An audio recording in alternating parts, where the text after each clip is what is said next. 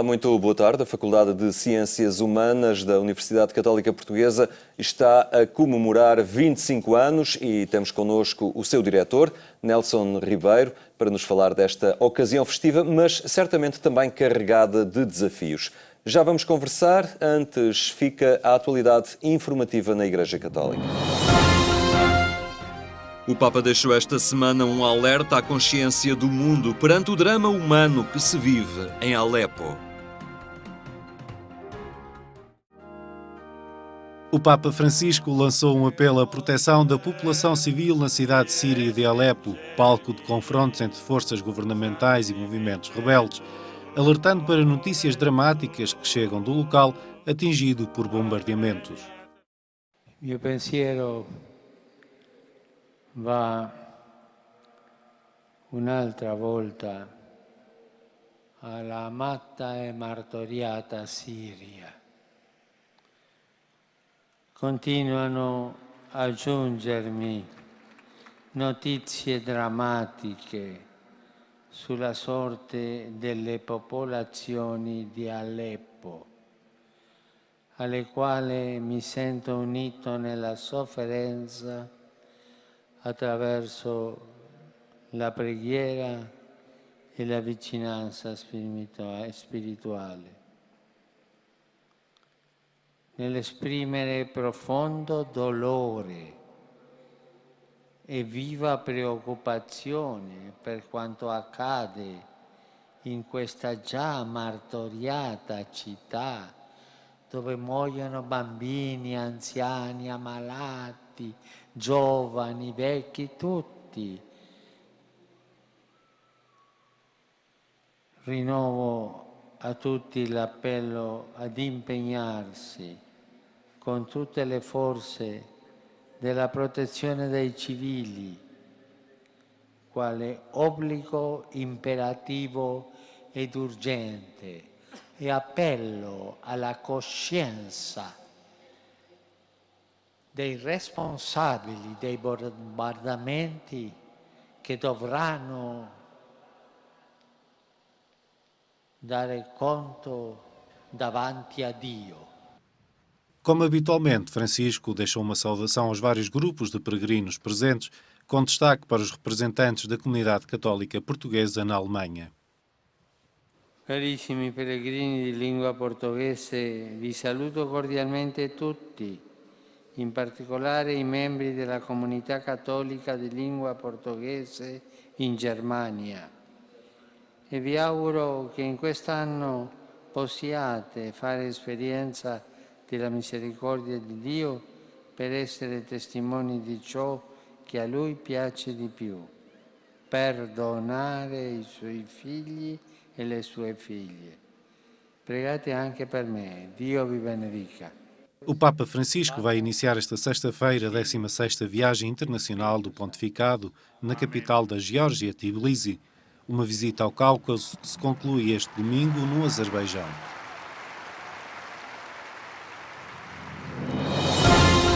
...300 anos da qualificação patriarcal da Diocese de Lisboa. São 3 séculos de história que vão ser assinalados com o encerramento do Sínodo Diocesano. Comemora-se o passado, os 300 anos da qualificação patriarcal da Diocese de Lisboa.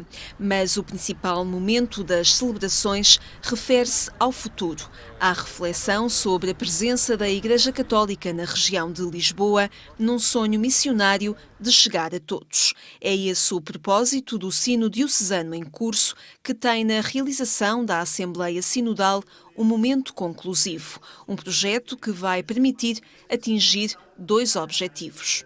Em primeiro lugar, o movimento sinodal que isto originou. Uns pegaram mais, outros pegaram menos, outros não repararam, mesmo assim foram muitos. Está aqui o secretário do Sínodo, o padre Rui Pedro, que depois pode dar mais pormenores. Mas o que é certo é que isto ficou. 3 anos, com tanta gente a refletir, a fazer grupos. Isto por um lado. E por outro lado, o sentido missionário, recuperando a velha legitimação do patriarcado, que agora tem de ter. O tal sonho missionário de chegar a todos. Metas da Assembleia Sinodal que marca todas as iniciativas que comemoraram os 300 anos da qualificação patriarcal da Diocese de Lisboa, apresentadas em conferência de imprensa.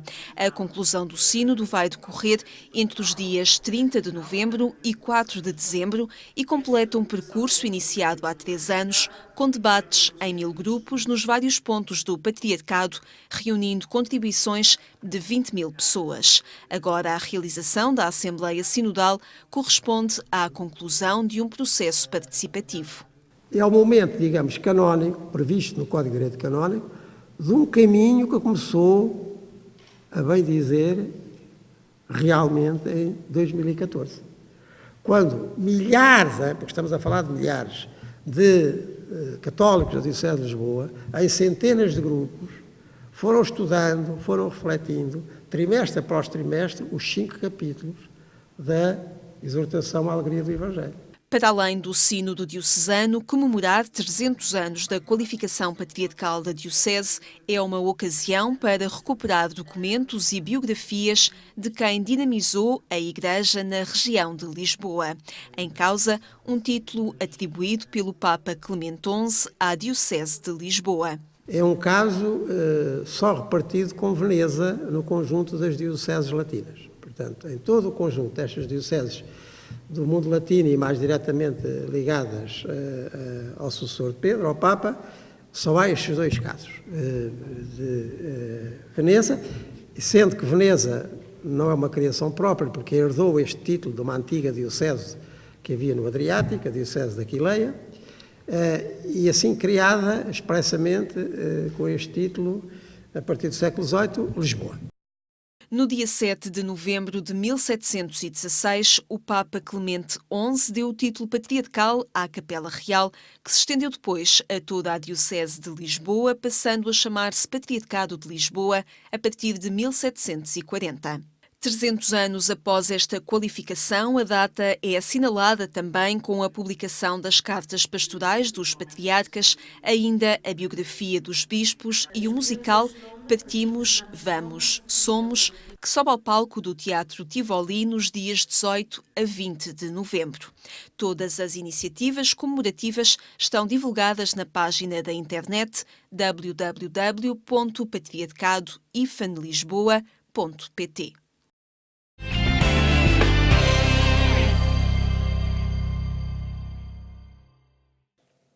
Agência.eclésia.pt é esta a página na internet onde encontra toda a informação relacionada com a Igreja Católica. Agora o nosso destaque vai todo para a Faculdade de Ciências Humanas da Universidade Católica Portuguesa, que está a assinalar os seus 25 anos. A Faculdade de Ciências Humanas está a comemorar o 25º aniversário da sua refundação. A conferência Celebrar as Ciências Humanas na Universidade Católica Portuguesa assinalou o início das celebrações, afirmando a relevância dos saberes que vão além das tecnologias ou da economia.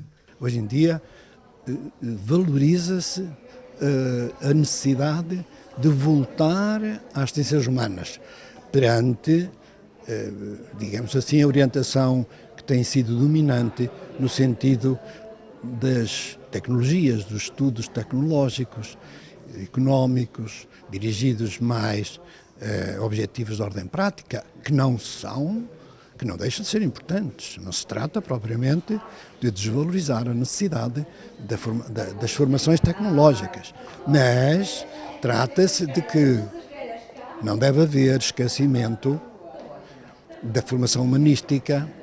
O conferencista e antigo diretor da Faculdade de Ciências Humanas assumiu essas funções em 2 momentos da instituição de ensino superior, antes e depois da sua refundação. Foi como uma espécie de 2 marés, mas em ambas foi inovadora. Na primeira fase histórica, inovou no domínio das ciências da empresa, da economia e do direito, foi muito inovador, por exemplo, nos próprios planos curriculares. Na segunda fase, continuou a ser inovador. Aliás, a separação entre uma fase e outra foi provocada pelo facto de os cursos que ela tinha gerado e formado se terem autonomizado em novas faculdades, que é uma maneira de ser fecundo. Após a conferência, foi apresentado o livro que reúne as orações de sapiência da Faculdade de Ciências Humanas de 2001 a 2016. Eu acho que o livro vale como um todo e acho que deve ser lido ou de uma ponta à outra, e nesse sentido quem o ler fica com a opinião geral do que foi a escola, ou então, consoante as especialidades e consoante até os gostos individuais de cada um, ir à procura do seu autor. A oração de sapiência é um exercício que a faculdade introduziu nas suas sessões anuais desde 2001.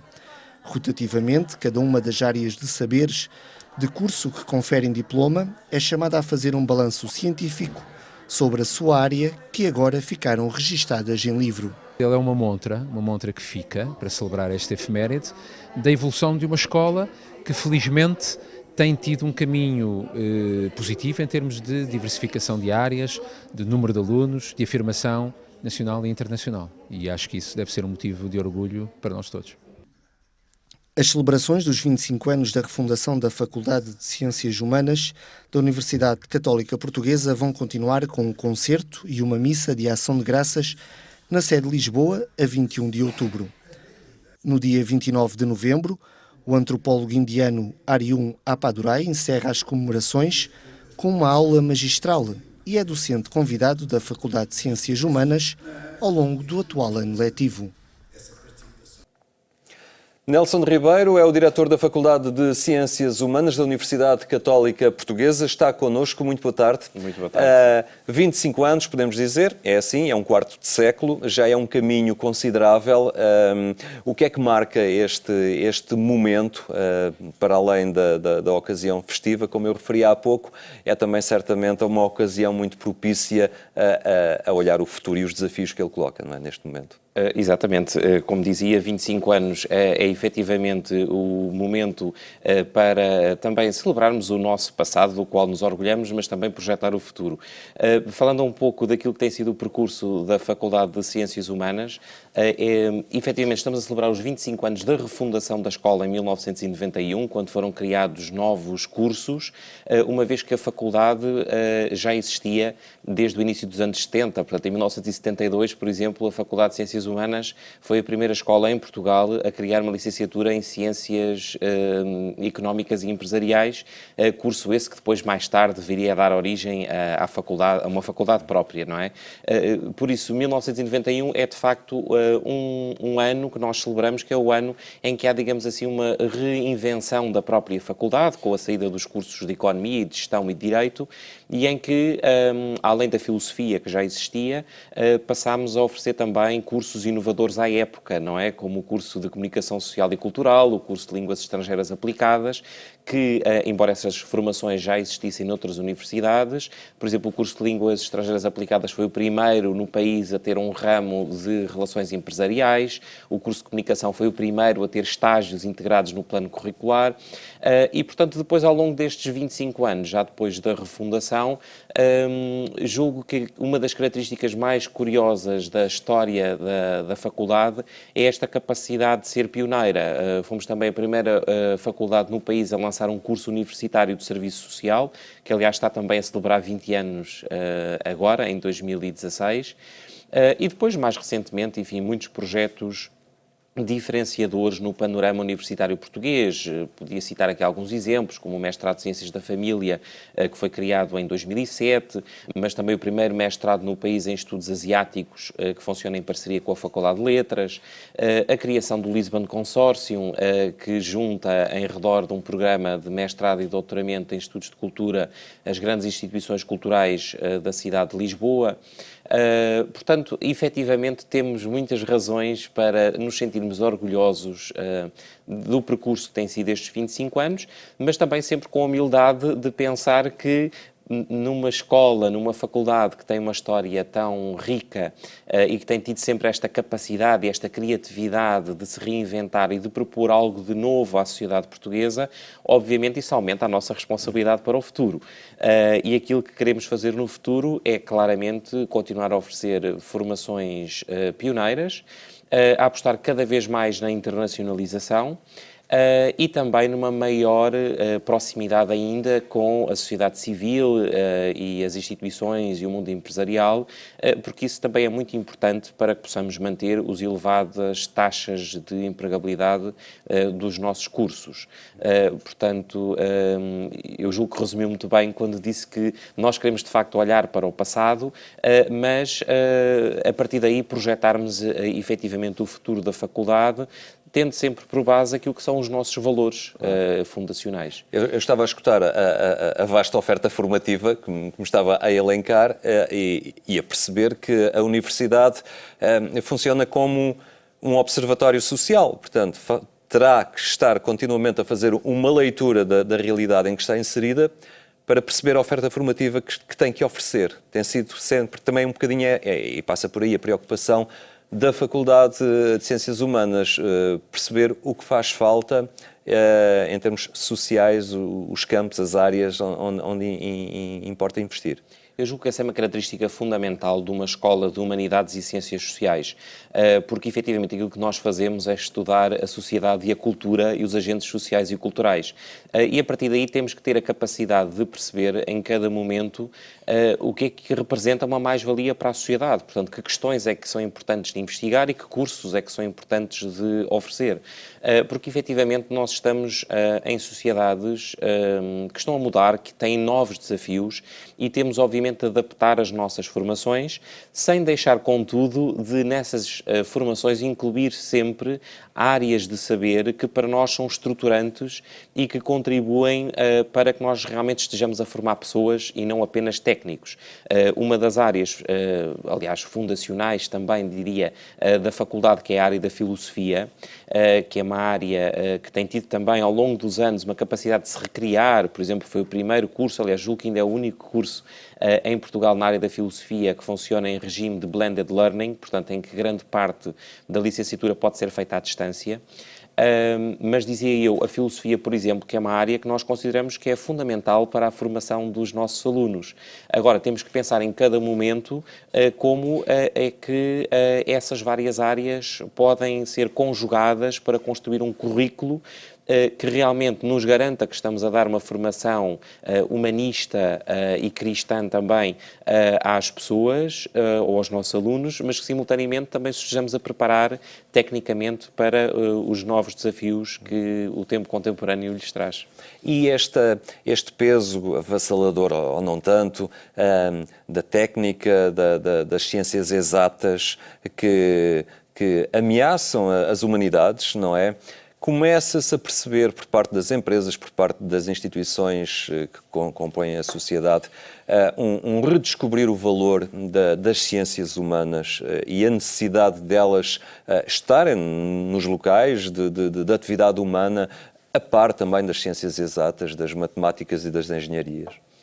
Há efetivamente muito esse discurso, não é? Portanto, um discurso no sentido de desvalorização das humanidades. Porquê? Porque supostamente elas não formam as pessoas para o imediato, para uma prática profissional. Efetivamente, esse discurso ele é muito recorrente, mas quando nós olhamos, por exemplo, para as grandes empresas tecnológicas, nós vemos que a percentagem de pessoas formadas em humanidades e ciências sociais é muito significativa. Porquê? Porque essas empresas perceberam que, claro, precisam ter produtos que, do ponto de vista tecnológico, sejam funcionais e inovadores, mas precisam de compreender como é que a sociedade funciona para que esses produtos efetivamente tenham sucesso. E, por outro lado, se há algo que caracteriza a formação na área das humanidades, é o facto de ela desenvolver a criatividade, e o espírito crítico e a capacidade de uma reflexão crítica. E isso, hoje em dia, as grandes empresas percebem que precisam muito dessas valências no seu interior. Porquê? Porque nós estamos perante uma sociedade que está em contínua transformação. Portanto, nós temos que ter pessoas com criatividade e que consigam produzir uma análise crítica daquilo que se passa em cada momento. Isso é muito, diria, a base daquilo que é a formação em humanidades. E por isso é que, enfim, nós temos tido diretores da Google, da Apple, da Microsoft, em áreas até muito tecnológicas, mas que normalmente têm uma formação base que vem das áreas das humanidades e que lhes permite realmente ter uma visão sobre como é que se podem posicionar na sociedade em determinado momento. Só muito telegraficamente, que o tempo não nos permite ir muito além, mas destacar um ou dois momentos comemorativos destes 25 anos que estejam em agenda, preparados. Bom, gostaria de destacar no próximo dia 21 de outubro, na Sé Patriarcal, uma missa de ação de graças que nos dá a honra de ser presidida por Sr. Cardeal Patriarca, Dom Manuel Clemente, às 18h30, e que aliás vai ser precedida de um concerto de música de câmara e, portanto, obviamente, todo o público está convidado. E, portanto, para nós será um momento muito significativo porque, como eu dizia, é sempre muito importante no nosso dia-a-dia não nos esquecermos de quais é que são os nossos valores fundacionais e também agradecermos aquilo que tem sido a história da faculdade. E depois destacaria no dia 29 de novembro uma conferência do professor Arjuna Padurai, que é um dos maiores pensadores contemporâneos sobre o fenómeno da globalização. Ele, além de ser professor na New York University, é também consultor do Banco Mundial e da Unesco para os fenómenos da globalização, e julgo que vai ser muito interessante podermos ouvir aquilo que ele vai ter para dizer numa conferência em que vai falar exatamente sobre a globalização do risco, que é uma problemática muito interessante quando nós pensamos no atual momento que se vive em termos financeiros das empresas e em que o risco deixou de ser local para ser cada vez mais global. Muito bem, Nelson Ribeiro, muito obrigado por ter estado hoje aqui no programa Eclésia e as melhores felicidades e força para os próximos 25 anos, muitos anos, da Faculdade de Ciências Humanas. Muito obrigado pela presença. A Faculdade de Ciências Humanas da Universidade Católica Portuguesa, que comemora os seus 25 anos. Mesmo a terminar, resta lembrar que mais logo, na Antena 1, não perca a edição rádio do programa Eclésia, quando forem 22h45. Tenha então uma muito boa tarde e até amanhã, se Deus quiser.